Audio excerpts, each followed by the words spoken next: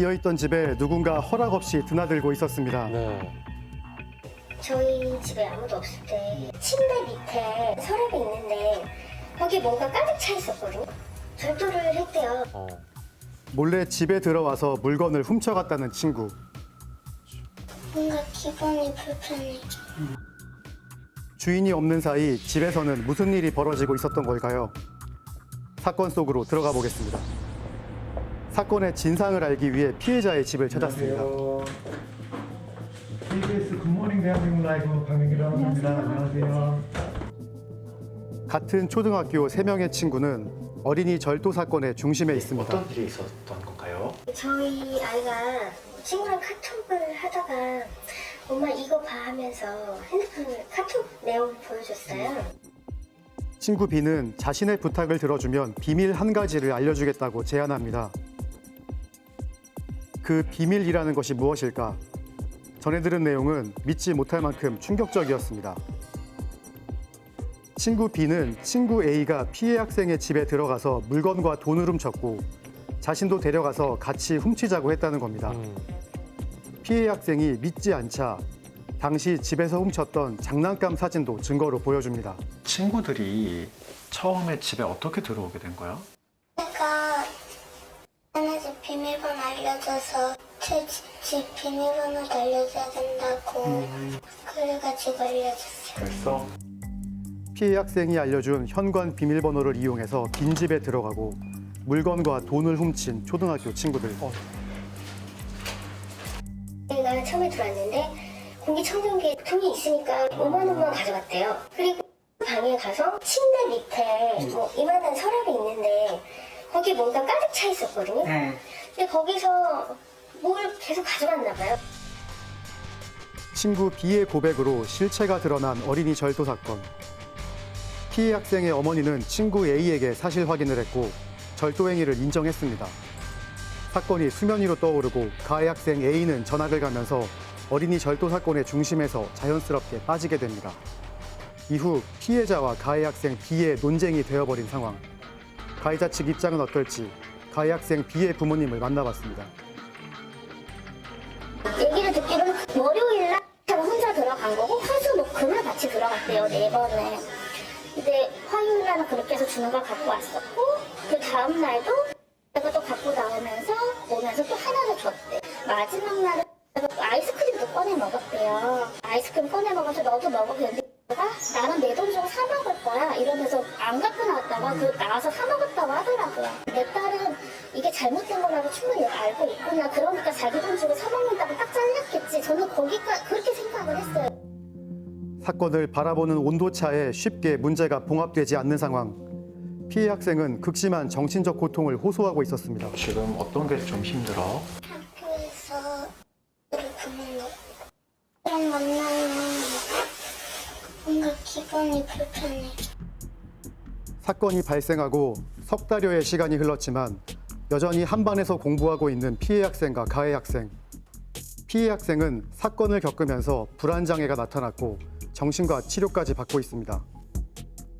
소견서 내용을 보면은 현재 외상후 스트레스 장애가 있었던 것으로 사료가 되고요. 외상후 스트레스 장애가 있는 경우에는 본인한테 공포와 두려움을 갖다 자아내는 대상을 갖다 마주칠 때마다 더욱더 증상이 악화가 됩니다. 가해 학생과의 분리 조치를 바라는 피해 학생 부모는 학교폭력대책위원회에 사건 심의를 신청했습니다. 결과는 어떻게 나왔을까요? 가해 학생들의 잘못된 행위는 인정되지만 조치 결정 없음. 분리 조치를 할 수 없다는 의미입니다. 저희가 심의를 하게 될 때는 저희가 하는 게 아니라 위원회에서 하죠. 위원들이 하시고요. 발생한 사안에 대해서 하고 있지 미래의 사건이나 어떤 추측에 대해서 하지는 않으세요. 정신적 손해에 대해서도 혹시 폭력에 준하는 피해를 입은 걸로 심의를 해주셔야 되는 건 아닌지라는 의견들이 좀 있는데. 그것과 관련해서 교육부에 문의를 하시고 저희가 임의대로 답변을 드릴 수가 없습니다. 그렇다면 학교의 재량으로 피해자와 가해자의 분리 조치를 논의해 볼 수는 없는 것일까? 학교 관계자는 불가능하다고 말합니다. 제가 피해 학생과 피해 학생 어머님을 만나보니까 요구하는 건 딱 하나예요. 그냥 가해 학생이랑 같은 반에서 계속 보는 게 너무 힘들다. 학교장 재량을 분리할 수 있다는 규정이 있으면 그거에 대해서 것들이 가게 되는데, 그래서 저희가 그거에 대해서 할 수 있는 규정이나 근거가 없어서 네네. 피해 학생의 어머니는 학교 앞에서 1인 시위를 시작했고 경찰에 신고를 해 법의 심판을 받기로 합니다.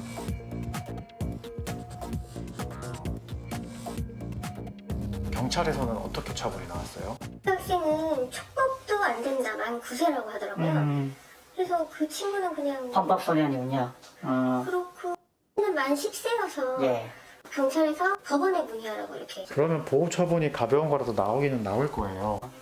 같은 경우는 보호 처분도 안 될 나이이기 때문에 사실상 형사적으로는 어떠한 제재도 받지는 않은 상황인 거죠. 미성년자 범죄의 경우 만 9세 이하는 처벌할 수가 없습니다. 따라서 가해 학생 B는 처벌 대상이 아닙니다. 이미 애가 저지른 일보다 취조를 받고 이미 그 상황만으로도 얘가 저지른 일에 대해서 처벌은 충분히 됐다고 생각을 했어요. 그냥 제 입장에서는. 애가 엄청나게 큰 일을 저지른 것처럼 얘기를 하시니까. 별거 아니라고 생각하시겠지만 제가 보기엔 되게 큰일이에요. 말씀드릴 때 내 딸이라 그런지 몰라도 말씀하시는데 사실 잘 와닿진 않아요. 운이 좋았어요. 한 살만 더 많았어도 보호처분 받았을 거고 소년법정에 판사 앞에 가가지고 눈물 쏙 빠지게 혼났을 거예요. 그러니까 이 심각성을 인식하셔야 돼요. 제가 보기엔. 피해 학생과 가족이 바라는 건 단 하나뿐이라고 말합니다.